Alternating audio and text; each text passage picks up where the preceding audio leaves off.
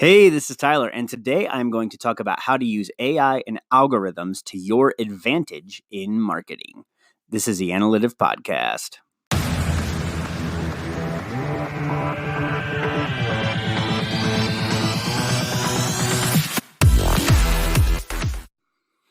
Hey guys, what's up? This is Tyler at analytic.com. And over the past week or so, I've actually been out sick. I caught a cold after running really hard for about 5 weeks. And it really just knocked me out. I lost my voice. It's still kind of gone. So if I sound a little scratchy, that's why I'm feeling much better at this point. But yeah, it really knocked me out.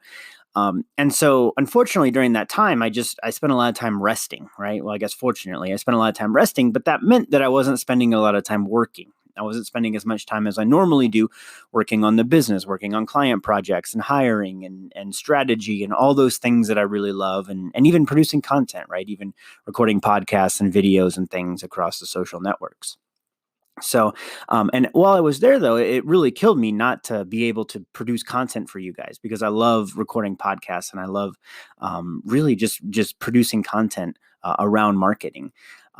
But I got to thinking about hard work, right? Because we, especially in Western civilization, we really extol the virtues of hard work. I mean, I grew up in Indiana in the country where hard work, it was the farm boy work ethic. It's all the country songs, getting up super early, drinking your coffee, plowing the fields, whatever, right? We weren't farmers, but it was kind of that mentality throughout that hard work was a virtue. And I think it still is. I don't ever want to diminish hard work.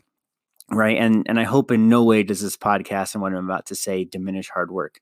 But over this past week, as I was sort of out of it, I really got to thinking, we live in a world where we have algorithms and AI and computers that are working 24/7, 365, right? The technology around us, the servers, the ad placements, just the computers and the things that run our lives, right? These algorithms, this AI, it works truly 24/7, 365. It works when we're asleep. It works when we're awake. Our phone literally upgrades itself and updates apps while we're asleep, while it's plugged in maybe beside our bed or in another room or wherever it happens to be plugged in. I mean, we live in a world where these computers and technology is working 24/7, 365. And can I, right, as a human, as a biological creature, can I outwork a computer that's working 24/7, 365? And I promise you with 100% certainty that I cannot, right? And I don't think anybody can, right? I think some people would give it a run for its money, but I cannot. I know me. I know, that to really function maximally, I take about 8 hours of sleep a night. Like it just helps my body function. My mind is clear and I'm most efficient when I'm getting that. So I got to thinking about how does hard work play into this world where so much of the work that we do can actually be done by computers and by algorithms, right? And in a world run by algorithms, one of the best things we can do is to work with these algorithms to optimize our lives so we're working together.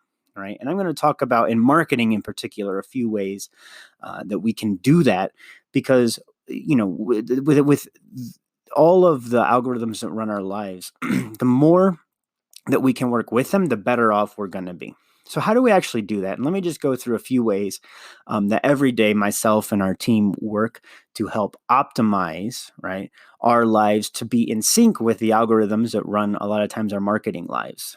So let's talk first about search, right? So if you think about Google search and search engine optimization, how Google search works, it is fundamentally an algorithm, right? It's learning all the time. And it's trying, so when you search brown shoes, it's trying to sort through all of the information in the index and show you the best information related to brown shoes, right? So, a lot of times when we approach search, I think everybody thinks that there's these hacks or these little cheat ways that we can do it. And certainly there are a few hacks. But generally what we want to do is we want to understand how the algorithm works, why it works the way it does, and we want to work in sync with it. So one example is understanding that Google's algorithm, the main point of it, right, is to show people the content that is most useful to them. I think this is really important. SEO isn't to make you money, right? Or the algorithm isn't to make you money necessarily. It's to show people the best result for the query, the best result that they're searching for. So one of the easiest things that you can do to get started is simply become the best result for the query. This is something I see a lot with clients is, I'll ask them for some data to write a piece, and they'll provide 2 or 3 pieces of information. Like, well, this page is too long. Can't we just write 100 words or 200 words about it? And the answer is simply no, right? Especially if your competition has a 2,000 word in-depth article.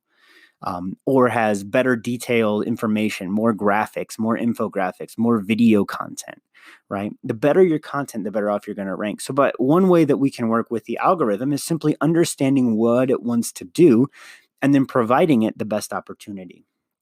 Another way we work with the algorithm is really trying to understand it, right? And these algorithms are so complex, especially the search algorithm, that I don't claim to even have a foundational understanding. But what I do know is, by and large, I know most of the factors that play into a piece of content actually ranking well in Google. So we use tools, we use software in-house where we actually will crawl the search, right? The search engine results pages, the top 100 results for any given query, and we can put together a list of the factors that seem to be correlated, right? So in this case, we're using statistics and measurement, because if we know what the factors are, we can see what correlates well with ranking. So by using math, right, statistics, this measurement, we can really understand what's working and say, okay, for this query, these factors seem to be the most important. And then we can target those factors for that particular query. Again, going along with creating the content that people want. Right. If you do those 2 things, use the qualitative side to say, okay, is the content the quality that we wanted? Is it the best content that we have? And using the quantitative side on the math side to use statistics and measurement to understand what's working, it's almost impossible to fail in search, right? I mean, the only X factor is external links, which you can't necessarily control. So you might know that it's a factor, but you can't influence as much as you want. But really, if you do those 2 things, it's almost impossible to fail in search if you do it well. So that's one way in particular with search that we work with the algorithm. Let me talk a little bit now about Facebook, particularly around Facebook advertising, right? So you'll hear a lot of people talk about Facebook advertising and the tips and tricks. But the people who are really good at Facebook ads, right, have a few things in common. First of all, they understand that what Facebook ads are is really they're pieces of content that are going out there, and they are learning based upon a user response. Right. We're basically using machine learning to figure out which people, right, or which groups of people are most likely to click. And there's all of these factors based on behavior, based on demographics, psychographics, based on other data points that Facebook uses to target all of these people on their platform. Right. And so machine learning is one of the most powerful tools. And when most people say AI, they're talking really today about machine learning. So one of the ways that we've elected to do this in Facebook is sometimes let Facebook do the targeting. So a lot of times the traditional way to create ads in Facebook is simply to go in and say, okay, here's one ad set, and we want to target people within 25 miles of this area. Who have interests in, name a product, right? But corgis, right? Say we're selling dog collar. And so we do that. One way to help use the algorithm to your advantage when creating Facebook ads, and we're starting to do this a lot now, is simply to go in and set the very basic targeting. So say, for example, that it was a geographic area that you wanted to sell to if you had a physical store. You set the geographic area, but then you create 4, 5, 6, 7, 10 ad sets that basically have the same ad. And then you launch it. And then what Facebook is doing is each of those ad sets is behaving uniquely. So it's going out and it's collecting data, right? And it's being shown to different people with different data points. And as each of these pieces of content are being shown, it's collecting different data points around each one. And what you'll usually find is that 1 or 2 tend to become much more successful than the rest of them, right? If you have 4 ad sets, one of them is usually going to be exponentially more successful. Right. And what we are basically doing is it's basically like rolling a die, right? A die has 6 sides. So every time you when you roll the die, if you want to get a 4, occasionally, like 1 in 6 times, that's going to work. With Facebook, these ad sets are going out there and they're collecting data. And some of them, the initial data they collect will just simply be wrong, right? It'll be a spurless correlation. It won't matter. But the ones that really work, right? Those first few people who engage with the ad, the first few data points that the machine learning algorithm collects, that's going to be really, really important for success in the future. So that's one way that we work with AI and algorithms on the Facebook side. Um, the other one, and this is a really basic one on Facebook, is we know that the Facebook algorithm really emphasizes engaging content, meaning that if people are commenting, they're liking, they're sharing your post, whether those are both positive or negative comments, regardless, the people who are engaging with those, like Facebook likes to rank that higher. They want to keep people on their platform. They want to keep people engaged. So I highly recommend that whenever you create content on Facebook, you really focus on engagement as some of the core metrics, right? Not just posting, not just broadcasting, but really focus on engagement. And by doing that, again, you're taking advantage of the algorithm. You're using it for your advantage instead of trying to work against it. So many people work against it by having boring pieces of content, by just posting, generic articles, etc. Right? But the question is always, how do you get the algorithm to work for you, not against you? And then another area that we try and optimize using algorithms is with email delivery, right? So one of the ways a lot of people have issues with delivery to their list, right? Where only a fraction of the people who are actually on their list get and see their email, because now Google has their promotions inbox. I think Yahoo has something similar. And so Google and these tech giants are already beginning to filter out emails and putting them in a promotions folder, or even going to spam, right? Even worse, where they go to spam. So one of the things that a lot of big companies are doing now with email is sending only to people who have been active in the past 30 days, right? Because if you, as an email marketer, you have to protect your delivery rates, meaning that if people aren't seeing your email, it doesn't matter if your list is 1 million people. If people aren't seeing the email and being able to read it, and if it doesn't end up in their inbox where they'll actually see it, there is almost no point, right? Most people aren't readily checking their spam folder. They just don't.